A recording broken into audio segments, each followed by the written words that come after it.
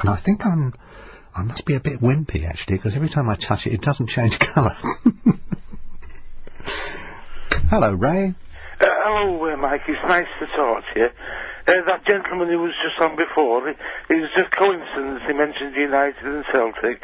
I'm a member of both football clubs, and I'm hoping for a draw on Wednesday. So if you had United written on one hand and Celtic on the other, which hand would you have United written on, your left or your right? On my right. On your right. So I'm right-handed. Right. And I have Celtic on my left, and I'm travelling to Scotland on Saturday to Glasgow. I'm flying to see Celtic play Dunfermline at Celtic Park, and it's the first time I've ever been to Scotland, so I'm looking forward to the generosity of the Scottish people. Well, I should take sandwiches, because, you know, they're very generous, but they like to know that they're not choosing a false friend. Oh, no, I followed Celtic from the 1960s. I've been there. I've felt an affinity with them for a long time, and it'll be a real experience for me. But what I found tonight about Mike was, well, I'm a member of the Conservative Party, but I've not been given any responsibility to speak on their behalf. But I think that Tony Blair was right to say on Saturday that we should stay by the United States after 9/11, because we should remain friends of them. We don't want the United States to become isolated in the world, and they did stand by us in 2 wars, and they stood by us in the Cold War. They were very powerful allies during the Cold War. The thing is, there was something I was going to say, which somehow you just, that's right, standing by us in the Second World War. Well, it was Japan who forced America to go to war. Yes, there was a very anti-war movement in America, though, at the time. Well, you can imagine it, can't you? I mean, let's face it, it's 3,000 miles away at its absolute closest. Yeah. You know, so, and they were Americans, and the reason they'd gone to America was because they maybe couldn't practice the religion they wanted to practice in Europe, and it was regarded as the old place, so they wanted to get on with having a nice time. Yes, well, war and revolution are not the norm in society, in the world society, I don't think. What was that? What isn't? Well, war and revolution is not the norm in society. It's like travelling at 200 miles an hour in a motor car, isn't it? You know, yes, it's not going to last that long. No, people want to live a happy life. They want to get married. They want to have children. They've got families. They've got fathers, mothers, brothers, sisters. But the thing is that I think that David Cameron was right to just give a bit of constructive criticism today of America, because I think we've earned that right. I think we've stood by America ourselves, and I think we've got the right to just give them a bit of advice ourselves, and also, you know, I mean, as I was saying, I mean, we've been good friends to them as well. Oh yeah, it's worked 2 ways. Yes, and I think we need diplomats and very educated people. I've never been to university, but I don't begrudge people who've been to the top universities in this country. George Bush has been to Yale University, you know. I was reading in the Sunday Times, which I've been reading tonight. Mm-hmm. He's been to Yale University. I feel that he's derided a lot because, like regional accents in this country, people are pigeonholed. And he is a Texan, you see, and Texans are like, you could say they're like Yorkshiremen, or, you know, they're very proud people. Yeah, but they come from a state. You know, when you drive over the border line in Texas, there's a little thing on a sign by the side of the road, so you have to stop and back up and get out of the car because you can't read it. It's like a traffic, and it's a little story of why it's called Texas, because it's taken from the indigenous person's speech, because translated it means they pronounce it was originally Tejas, which means welcome. Oh, I've learned something. You learn something every day. I'm a mine of trivia. You can open my fridge and the light goes on. Well, thanks for teaching me that. I'll remember that now. Enjoy your football. I will. I'm going to see United play Arsenal on Sunday. You could, And well, I've got a meal lined up, hospitality package. It's going to be a great weekend, and I've met a new lady friend, and I'm over the moon. Oh, Ray, you won't get to sleep tonight, will you? No, I don't think I'm going to sleep until I phone her in the morning. I'm taking her out next week to one of the finest handbag shops in the country in Manchester, St Anne's Square, and then I'm taking her across to my cousin's restaurant in St Anne's Square. She's going to be treated like a queen, and I'm organising a girls' night out for her. Goodness gracious me! Oh, I'm over the moon. I'm like a spring lamb. Yes. Isn't that extraordinary? Doesn't matter what age you are. But well, I'm 51. No, I wasn't asking your age. I'm just saying, as an observation, it doesn't matter what age you are. When you meet someone and you get that magic feeling, it's always the same. It's just like when you were 12 or 11 or something, and you just don't know why you get them. You just get this huge feeling of well-being, Yes. And like somebody's paid off all your parking fines. Yes, and her name's Angela, and I'd like to mention her. Well, and I hope everybody... she's my queen. Does Her Majesty like a bit of football? No, she doesn't, and she doesn't like politics either, so we like to watch the soaps, and I've started watching the soaps again after a few months, and we have a talk about the soaps, and she's very interested in that. Right. So I'm over the moon, and I think she likes me a lot as well. I tell you what more could a man ask for? You want to get yourself a regular mailing edition of that magazine, which is dedicated to all the soaps, so you can sit and read it the nights you're not seeing her, and you can take over as an authority. Yes, well, I've been reading the local papers. See? They were lined up about some of the soaps, and I discussed the soaps with her. I do remember Coronation Street going back years, because my mother and father used to love to watch it, Mm-hmm. So there's plenty to talk about. Anyhow, Mike, I think I said enough. Well, I think you have, and it's always a pleasure to hear somebody having a great time in a relationship. Thanks very much, Mike. Good luck to you. talkSPORT, it's Mike Allen for Ian Collins and the gang, including Chessie, and they'll be back, I think, on the 21st. I think the 21st. And they said to me, if you don't make a mess, you can do that little jobby for us. I said, okay, leave it to me, sir. I'm the boy. I'm your man. You can text me if you want. We had no texts in this morning, John. I think you must have one or two, surely. Well, I'll go and dig some out. Do you think we might have some emails too? I'll dig some out. I'm sorry to force this on you. That's okay. I'll put my tea down. Right. Dominic. I mentioned Dominic a while back, and I thought I was going to talk to him, but unfortunately I had a bit of finger trouble as we sound the trade. Dominic, I'm prostrate before you saying apologies. Oh, that's okay. Okay. No problem. I don't have to be prostrate anymore. Now, you were talking about 9/11, yeah? I was. I've been listening all evening, and it's been a really good listen tonight, talkSPORT, and I've enjoyed listening to Dr. Griffin earlier. Very interesting, very isn't it? eloquent and did a really good job of putting the case for the truth movement. And I was just ringing really to just give you a couple of websites, if I could, for people to look at if they're interested in a sort of balanced view of the evidence which is on hand. Okay, I've got all my W's lined up. Okay, I won't do the W's. No. It's just very quick. It's 911research.com, and that's it's a kind of no-frills website which really presents the scientific evidence that's on offer. And the other one is st911.org, and that's the Scholars for 9/11 Truth, and that's 75 sort of academics from... So you've experienced some heavy-duty research yourself, Yeah, have you? I did.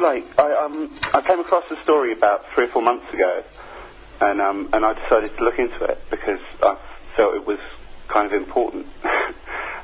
So I did, and it's been kind of fascinating, really, and it's interesting to watch it unfold and sort of get out into the mainstream media, because it's been bubbling away, I think, on the internet for quite a long time. I'm sure I'm quite late coming to the story, but certainly a lot of people seem to have heard about it, and more people that I talk to seem to kind of take it as read that that's the situation and that the official story kind of doesn't add up. Well, as a friend of mine said the other day, if the invasion of Iraq was all about oil, which is what people were saying, he said, how come it's never been more expensive than it is now? Well, I I mean, you can make some links, can't you, if you wanted to? It's very easy to make but links. I thought That's as an what conspiracy theorists do, isn't it? Sorry? And I guess if you say that there is an oil family in charge in America, and they're going to war over oil, and the price of oil is going up, then the only people that benefit are the people that control the oil, which would be the Bushes and the Bin Ladens. Yes. But not many people appreciate being told that, do they? I know. It's difficult, isn't it? But I mean, I'm not being frivolous. I'm not being frivolous. If you're bothered by it, go and have a look. Like. Yeah, I appreciate that. Thanks very much indeed. Thanks, Dominic. Thank you. Have a good night. And you. Thank you. talkSPORT with Mike Allen sitting in for Ian and Chessie. Yes, they're just having a little bit of a time off, you know, because they work so hard. And I honestly believe that if God had meant us to have worked all night, every night, near enough, you know, we would have been born with little headlamps. David's in Birmingham. Hang on a minute, just getting my machine fired up here, actually. Why is it doesn't work with my fingers? No, most peculiar. No. Johnny? Yes, I know. Hello? Hiya. This is David, isn't it? It is. Gotcha. I think what I've got low static build-up on my fingers, and it's affecting this screen, this computer screen. Doesn't matter. No, I won't tell a soul. You called up about Ray? Well, no, I'll just say briefly, if I may, Mike, in brief answer to your former caller who was going on about countries that have oil, wasn't he? Yes. Yes, and I would say to him, to all the people in the Stop the War Coalition, and also all particularly young brainwashed Muslims listening in their 20s, and I would say to them, don't generalize, and I'm no supporter of Bush, by the way, but I would say to them, don't generalize and say that it's all about oil, because that is an absurd generalization. Here's the example where the amazingly brave young men and women of the British Army went into Kosovo in the former Yugoslavia, as you know, Mike Allen, and saved the lives of thousands of Muslims who were being murdered by the Serbians. There was no oil in the former Yugoslavia at all. Mm-hmm. So, you know, don't say it's all about oil. This is an absurd generalization. What I'm calling for is a bit of clear thinking here. No, you know? I think maybe you misheard, David. I said in the earlier stages of the 2003 invasion of Iraq, it was the third attempt, people were saying that it was all about the oil. But now there's a preparedness to consider other hidden agendas. The hidden agenda was basically regime change, which I'm quite happy for in the black African dictator in Zimbabwe, who is oppressing not just the white people, but the black people themselves. I'm all for regime change against Saddam Hussein, who murdered his fellow Muslims. The one thing about regime change, Ray, which worries me, and I've interviewed quite a few people from America, you know, since 9/11, and I've said to them sometimes quite light-heartedly, but it's been a serious question. How long is it before they decide that we're not up to speed, we're not on message, to use that other euphemism, and decide to have a regime change here? Well, I'm totally, you know, I mean, I've noticed that what I'm asking for amongst all your listeners is clear 21st century thinking. Dump all your thinking, all your kind of, you know, look at the 85 people stabbed to death last year, Mike Allen, in Glasgow.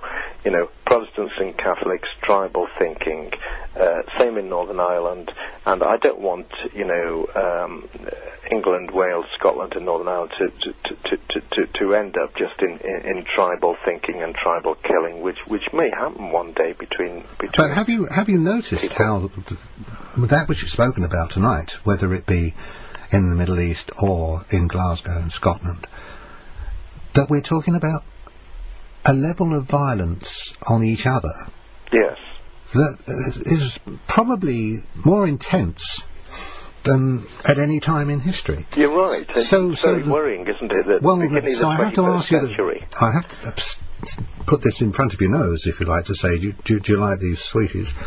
Is this just the pressure of the times, or have certain peoples recognised, using the internet that certain persons on the planet can have their buttons pressed, and how much of this is controlled? How much of this has been psychologically planned? Yeah, and you know, can I just say a point I made to your producer John, please, Mike Allen?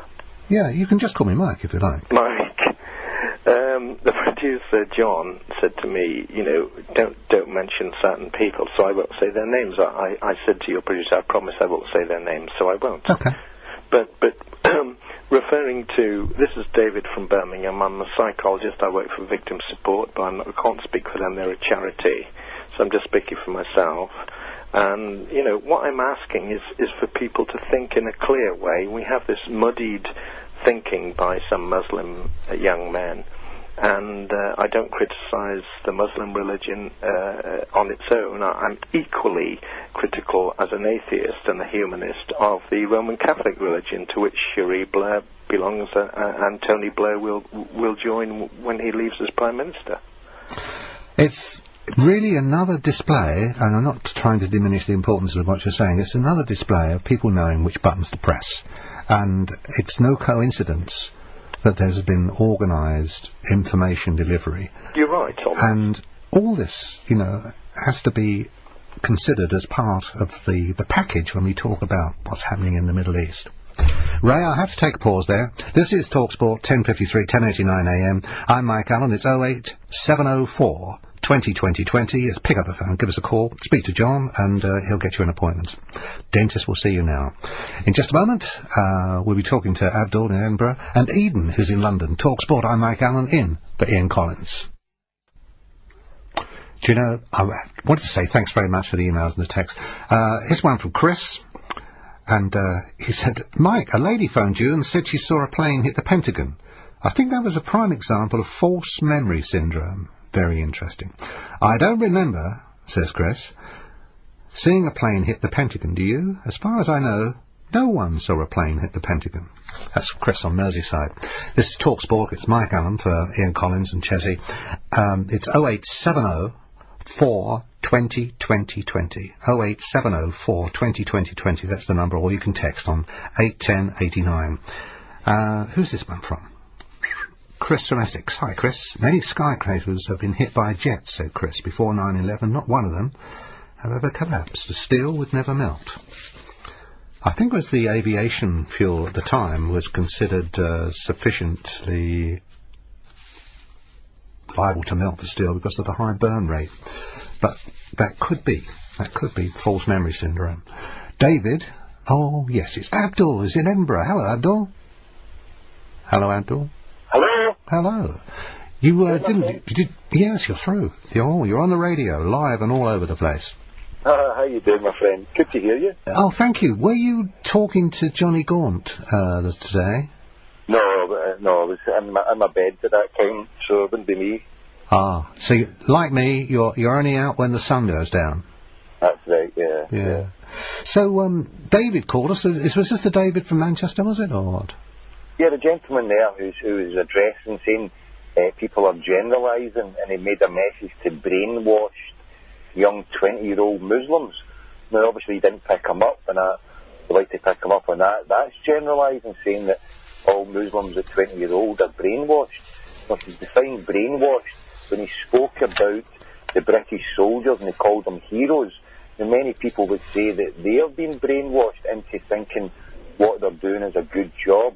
You know, we were told a lot of lies about the Iraq war. Do you agree on that? I seem to recall that when the original 2003 landings and the Americans, and it wasn't Cheney, it was the other bloke, Rumsfeld, was of the mind that when they landed and started being shipped down the road to Baghdad, that the Iraqis would come out and throw garlands of flowers at them and welcome them to their country, because I think that was why the operation was called Enduring Freedom, wasn't it? Yeah, and, well, everyone was saying at the time, the first casualty of war. But I think what I'd like to say is that I know a soldier who was over there at the time, and he told me a different story. It wasn't roses that were thrown at them, it was rotten fruit and vegetables. There was no open red carpet for these people to be welcomed to. But I The think reason being because the Iraqi people are very educated and well knowledge, and they full too well knew the funding that Saddam Hussein, yes, he was a tyrant, yes, he was a dictator, and he killed many innocent people. And when Tony Blair stood there and said he gassed 5,000 people at Halabja, we only have to look at the Scott inquiry where British companies were given this madman weapons of mass destruction. So what I would like to say to the people of Britain is that if someone is a liar, and you know they're a liar, then you can't trust them for anything else they say. Because why? Because they're lying. Now, what I would like to point out is the 9/11 attack. I myself became a new Muslim 3 weeks to the day. 21st of August 2001 became a new Muslim. And why was that? Why? Because I had read various things and had interacted, and I'd actually been given some tapes by Sheikh Hamza Yusuf, who straight after the attack, George W. Bush invited various Muslim scholars into the White House for advice on what to do. And as Sheikh Hamza Yusuf said at the time, he obviously didn't listen too much to what he was saying, because he was asking for one of restraint and one of humility from the American government, and not to obliterate Afghanistan back to the Stone Age, because Afghanistan is already in the Stone Age because of America's foreign policy against the communist Russian, Soviet bloc. And what the Americans and British, who Margaret Thatcher called the Mujahideen, her beloved Mujahideen, because they were fighting against this terrible enemy of the Soviets. Yes. We talked about that earlier, didn't we? Yes, and what happened in 1989, when it all finished, we washed our hands and we left that country to rot and fester. And as I say, well, yes. When you say we, in actual fact, the deal was between George Bush Sr. and the Freedom Fighters. No, it was before George Bush. Well, George Bush. No, George Bush Sr. No, George Bush Sr., he was the vice president up to 1988, and then he became president from 1988 onwards. But he was head of the CIA, yes. So he did have his hands exactly up to the because the CIA is the intelligence service for outside the American continent. Yes, and this group, can I say something about that? The Americans were very much inferior. It was known as the OSS up to the Second World War. It was very much inferior to their counterparts in Britain, Russia and Germany. And as anybody knows, the benefits of a war... I don't know if you can believe that, because if anyone tells you they've got a brilliant secret service, you know, you're going to challenge it, aren't you? But if they say, well, our service is, you know, a bit beaten up, it's not too good. At the time, the Americans were a little bit backwards in foreign affairs. They didn't delve too much into other people's businesses, whereas Britain, Germany and Russia, they had spies all over the place, and they were far more adept. And did you know that the Gehlen spy organisation, who was a Nazi spy organisation, became incorporated with the OSS, and it became known as the CIA? The head man, Joseph Gehlen, was able to take a part in there, and he was a Nazi. I'm trying to think about what OSS stands for. I can remember SAS. Office of Strategic Services. That was American intelligence agency during the war. But I'm getting a little bit off track. What I wanted to say was on the 9/11, if I may, Mike, Yes. Is that there is two conspiracies out there. One, if you want to believe the Cinderella nursery rhyme story, and if you want to be brainwashed by what the Americans have said what happened, there hasn't been a proper investigation. We haven't got anyone, no one has been charged or indicted of those crimes. Yet 30 minutes after that attack, people were being told on TV we were 90% certain it was Osama bin Laden. And what it seems to me is that Gore Vidal, who's the cousin of Al Gore, wrote in a book that America, as a military junta, always needs an enemy. He calls it the enemy of the month club. Yeah. Be it Gaddafi, be it Saddam Hussein, someone where the American government can point and say, this is the bad man and this is what we should direct all our energy at doing. So it's convenient that Osama bin Laden hasn't been caught for the Americans, because if you look what happened prior to the attack, there was sitting in the wings waiting to go through, was the biggest arms deal in history to Lockheed Martin, and that was for $250 billion to produce the next range of fighter planes. And if you look at companies who have benefited through Halliburton and various other companies since that war, because the sad facts are, as one of the leading historians of European states, Charles Tilley, said, for a millennium, European states have realised that, well, the games of bloody warfare, because if you've got power, you can achieve three things against your fellow human beings, and that is people, land, and the resources of the land. It's not about religion, it's not about anything else, it's about resources. And America, and this is declassified, this is to your last caller, who said that it's not all about, it's too simplistic. America said, in declassified information after the Second World War, this black gold, it is the greatest material prize in world history. The greatest material only if you've got some. Only if you've got some, because we're reaching the point now, and the expression is the tipping point. Who's to say when that will happen? Probably Wednesday fortnight or something. When we're halfway through what's available. So somebody somewhere must have an alternative fuel source. There is a car that has been made and manufactured. It runs on hydrogen. And it runs, it can run in water. Yeah, well, that's the emission is water, isn't it? The rights for these cars to run in water, the rights for these cars have been bought up by the Saudis, the Saudi government, because obviously they are the biggest producer of this black gold. You just have to put a rod into the desert. Where did you hear that from? What? Where did you hear that from? Hear what? The rights for hydrogen engines.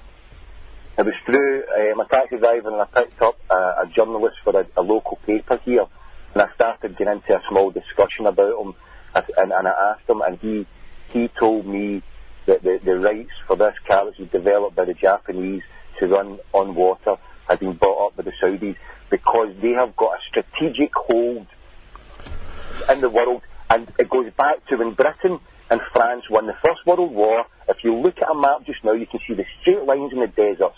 Instead of having 200 million people to control and subjugate, it's better to put kingdoms and fiefdoms where you've got corrupt rulers controlling Saudi Arabia, Jordan, Egypt, where the families have been controlled for 80, 90 years, and Britain called it an Arab facade, because the British Empire was crumbling at the seams, the Irish, the Indians, everyone was in revolt, and they had to develop a new form of colonialism. We call it neo-colonialism.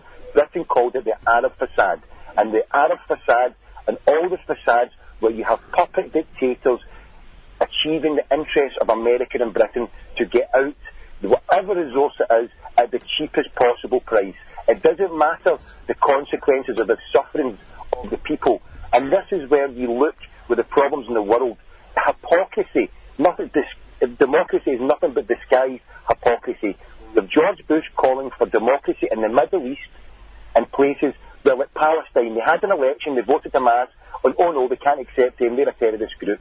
Well, I don't think we're... Can I finish this? Because in Saudi Arabia, where hundreds of people are gassed, are killed and taken away from their families every year, thousands of people, by a military junta that America and Britain backs to the hilt. Murderous, despotic leaders. The princes